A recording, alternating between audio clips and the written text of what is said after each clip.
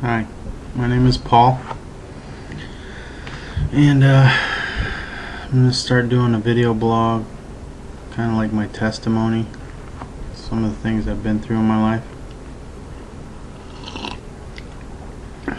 One of the reasons I'm doing this is because I realize that a lot of the people I meet, even people that are close to me, you never really know everything. I don't think you can know everything about someone, but a lot of your relationships that you're in is just bits and pieces. And how much do you ever really know about somebody?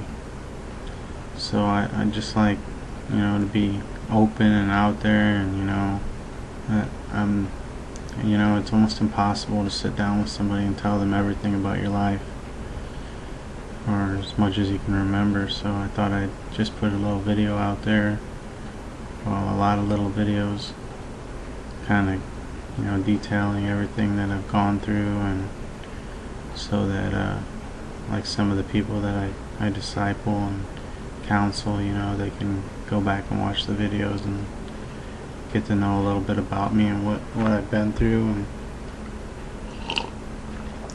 and maybe help them out, see that someone else has been there too. So I'm going to keep these videos short, maybe 15 minutes, close to 15 minutes, so that you don't have to watch them all at one time, or you can watch them in pieces.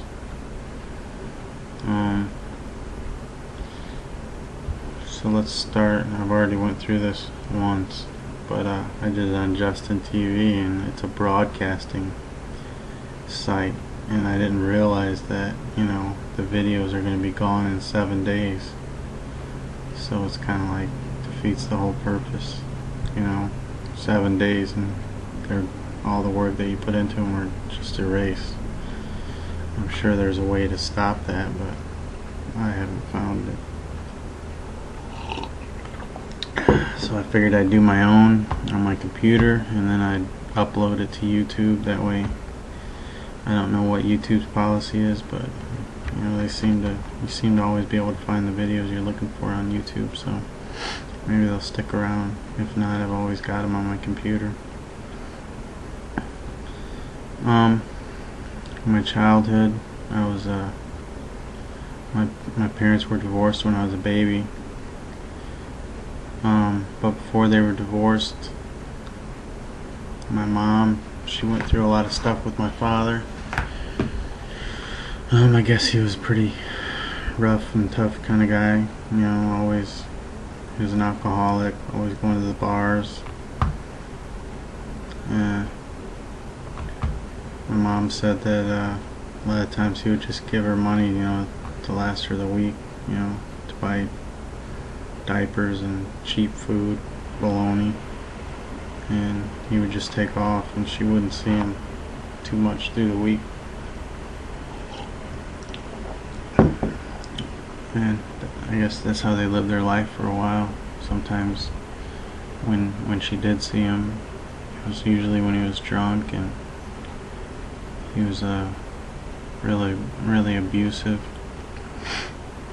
She said one time, he stood her up at one end of the room, and he'd take shots at her with a gun, while she was holding me in her arms. And I'm not trying to defend what he did, but I can understand what he did, having gone through a lot of the same things. I never shot at my wife while she was holding my baby, but having gone through combat training, and I've had a lot of training in weapons and combat and stuff like that, and so I can understand that when he was shooting at her, he knew that he wasn't going to hit her, but what he was doing was trying, control tactics, fear tactics, to keep her in submission, to make sure that she would never think about going against him. And when I became an adult, I employed a lot of those same tactics. So I understand what he was trying to do. My mom, obviously it freaked her out, scared her really bad.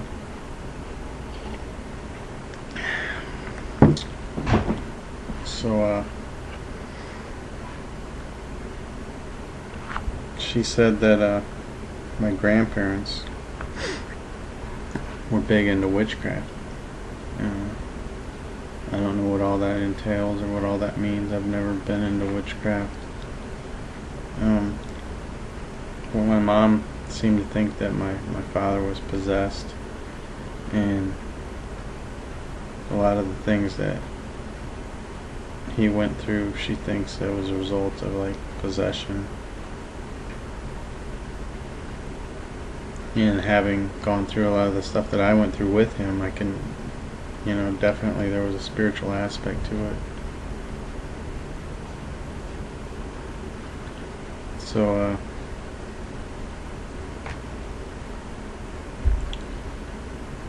she said that a lot of the places they used to live in were haunted. I don't know if that's just had anything to do with him being possessed, or if it was because my stepmother was a witch, or just coincidence. But she said that she would hear like voices and babies crying. She kept hearing a cradle rocking and a baby crying upstairs, and she would go upstairs and try to see what it was, and there was never anything there. She said one time when she was in the kitchen, she was watching me, I was playing on the floor, and she turned around to do the dishes, and she turned back around and I was gone. She said the basement door was open. And she said I was at the bottom of the steps, and there was no way in her mind that a baby could get down those steps unharmed without some kind of help. And I was just sitting at the bottom of the steps playing. So she said there was a lot of spiritual activity in the houses that she was in when she was with my father. I guess at some point she got fed up with the whole thing, and she took off to Chicago. And my father had always lived in Indiana, so she went from Indiana to Chicago. And my father went after her, but my aunt had married into an Italian family, and I guess they told my father that he was affiliated with the mafia, and so that kind of made my father back off, and he wouldn't pursue that.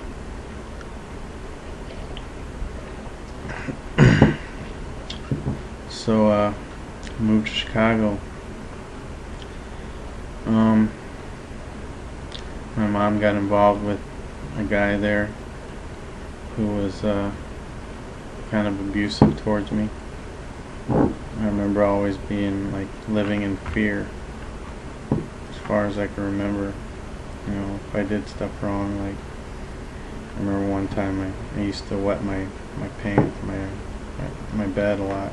I remember one time coming out and hiding under the chair in the living room, so I didn't want him to find out about that. I just remember how much fear I felt over that he would find out. And I remember one time I got up in the middle of the night and I went to get a snack out of the refrigerator or something. I felt someone lift me up by my hair, pull the top of my hair. So I'm sticking up right now. Pulled the top of my hair, and they dragged me by my hair through the house. It was that guy.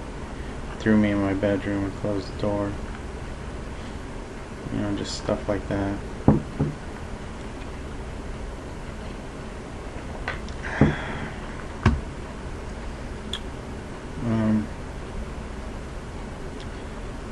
I guess at this point in my life, I did some experimenting. My grades were always terrible. Even in kindergarten, I was failing kindergarten. And I always had a real mean streak in me. I don't know why. I remember one time I told this girl, she was a black girl, I told her that the reason she was the color that she was because God had made her out of poop. And I made her cry. I don't remember how I felt about that, but I remember I regret it, you know, into my adult years.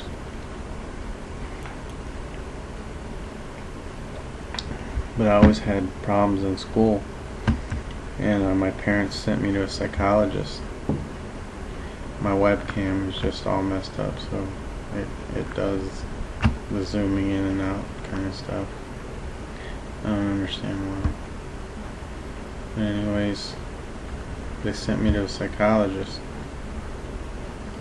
And the psychologist gave me an IQ test and all kinds of stuff, and he said that my IQ was way above average, but I just didn't, once I started learning something and mastered it, I didn't want to have anything to do with it anymore.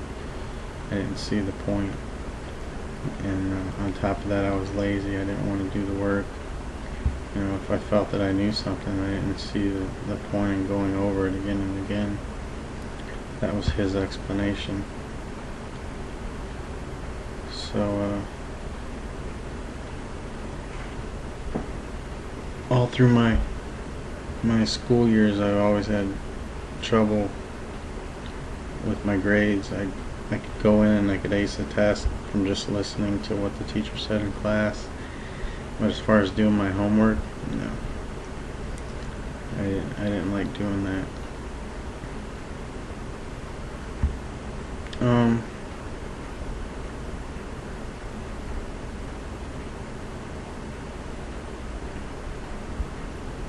What else? I remember experimenting with tobacco. I smoked my first cigarette. I didn't really smoke it, I just puffed it, you know, and that was all it took for me. I didn't like it. So I threw it down. I never smoked after that. I've never done any kind of illegal drugs, or never drank alcohol. I just never even had the desire.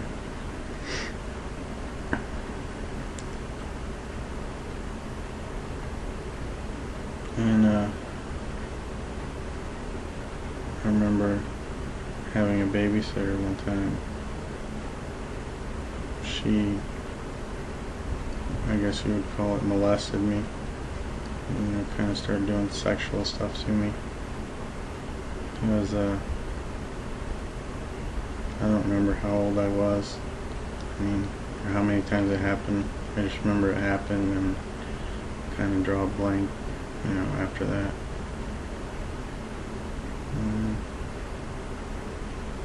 That's about all that happened in Chicago at that time. And then, oh yeah, I remember I had a strong desire to live with my father, always. Ever since I can remember, I always wanted to live with my father. And one time my mom drove me to the babysitters, and she put me in the car and she went inside to talk to them. The car was still running. I was only like 5 or 6, probably, maybe a little older. But put the car in reverse and went backwards, ran into somebody else's house. I just remember saying, you know, I just wanted to go live with my father. Finally, she relented and she let me go stay with my father. And that's about almost 15 minutes, so I'll stop it there and then start it again. We'll have another one.